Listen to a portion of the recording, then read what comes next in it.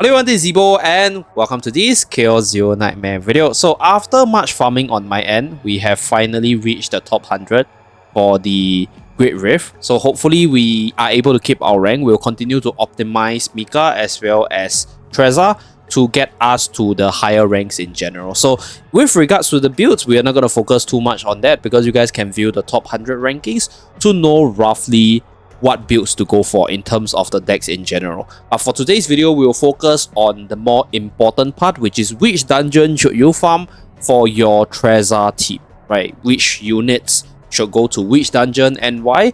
And before we start talking about the dungeons, let's discuss about the idea for the builds in general. So if you take a look at Tressa will need these Chains of Obsession because this allows you to get the HP reduction whenever you use your attack card. So whenever you throw your attack card, you'll be able to reduce your HP such that you are able to heal up and get the heal point value with the likes of Touch of Darkness or your Cassius heal cards and also your Mika right here. So this is the important item for your Tressa. So you have to actually try to farm her in the dungeons which provides this item. So we'll talk more about this in a little bit.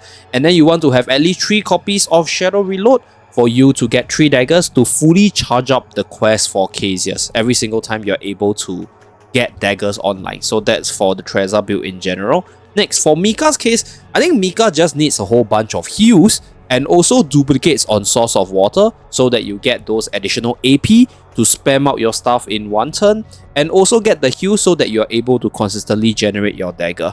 So this is the general idea for your Mika build, just a whole bunch of heals to support the dagger generation. So ideally you want your heals on your Tactical Analysis as well as Source of Water. So Source of Water, you actually want this gain 2 AP and when recovering decrease cost by 1 for 1 turn because you're going to heal a lot, so you're going to get this cost reduction and this will cost 0 for you. So that's for Mika. But with regards to the equipment, I'll talk more about the equipment's portion. So that will help you optimize your heal to damage efficiency. So that will be for Mika in a little bit. For Cassius' case, generally speaking, you want 3 copies of Dice Trick so that you're able to generate a whole bunch of quest cards for your draws, for your heals, and more importantly for consistent damage.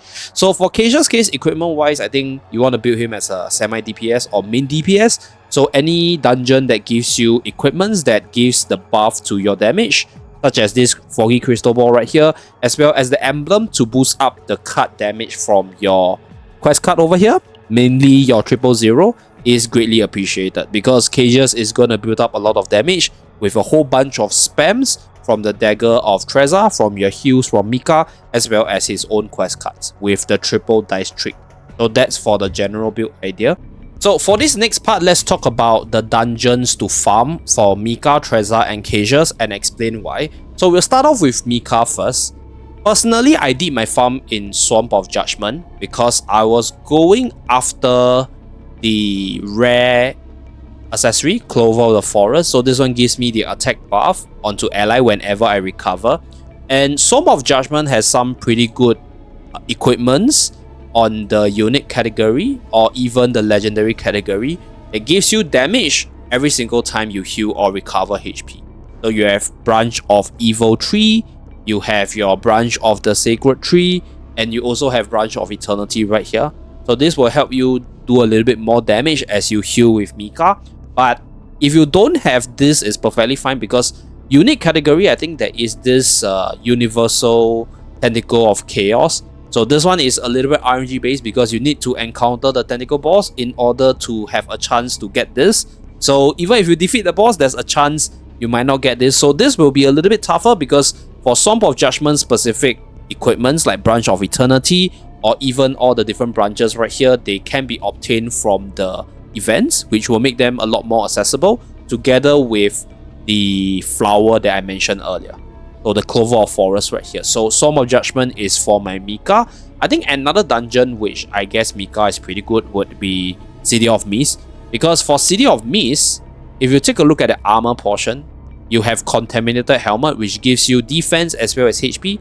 So increase in your stats line in HP allows you to take more hits. And then having more defense means more heal so that you're able to generate your HP faster to get the heal points. There's also another armor in the legend category known as Regenerative Ribcage. So this one just increases your HP. So you don't increase your defense, which means that you're able to take more hits. With lesser heals, you can actually heal more to fill up the HP bar and then get the points from there. So that's for the City of Mist armor. A unique side, yeah, I think Fragment is okay, but I don't like it when it's like at the start of battle, discard 3 cards, because like after the first turn, it's not so useful. So like I think all these stats-based armor is better from City of Mist.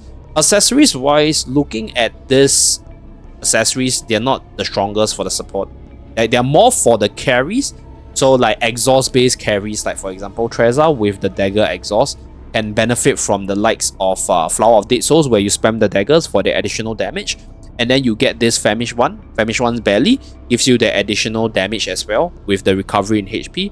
So for the weapons portion, support has the Unexploded Plasma Bomber, because in that build, you're going to exhaust a lot of cards. So this Plasma Bomber can do a lot of damage. So for Mika specifically, I think City of Mist or Storm of Judgment, they are decently good. Okay, so for Cassius' case, I think Cassius can go into any dungeon. Any dungeon that gives a good combination of offensive equipments for Cassius will be greatly appreciated. So I think Lab Zero, Portal Ruins.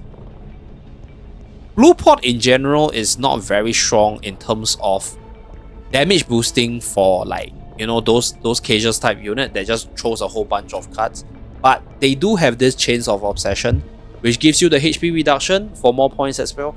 So Cassius and Tressa, I think you kind of want to farm in Photo Ruin or Blue Pot for the armor in general. So this Chains of Obsession can be obtained from Blue Pot as well as Photo Ruins right here. So this is Photo Ruins, the Justice Chaos Dungeon. So I haven't unlocked it on this one, but this dungeon over here has this Chains of Obsession in the collection together with the one in Blue Pot.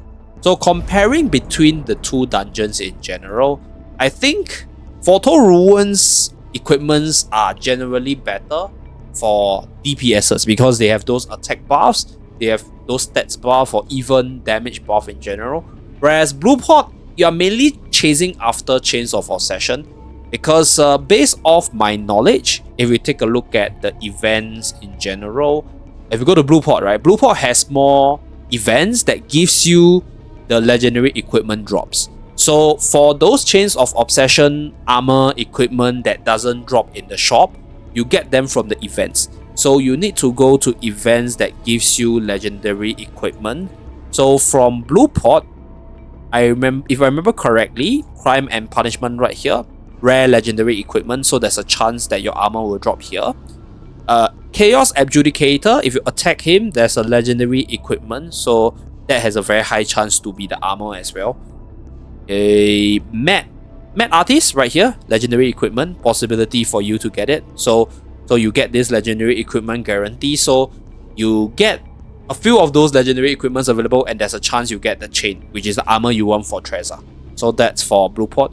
Photo Ruins doesn't have that many legendary equipment spawn, but they do have very specific events that drops their chaos equipments. So that's for Photo Ruins. So I think maybe for Cassius you can farm in Photo Ruins or City of Mist, for example, because they have some really good offensive equipments. So for the armor specifically, Blue Pot I think is more accessible, but Photo Ruins should also be able to obtain it. It's just that I haven't seen it here before, so you guys can maybe give it a try and see whether or not you can get it.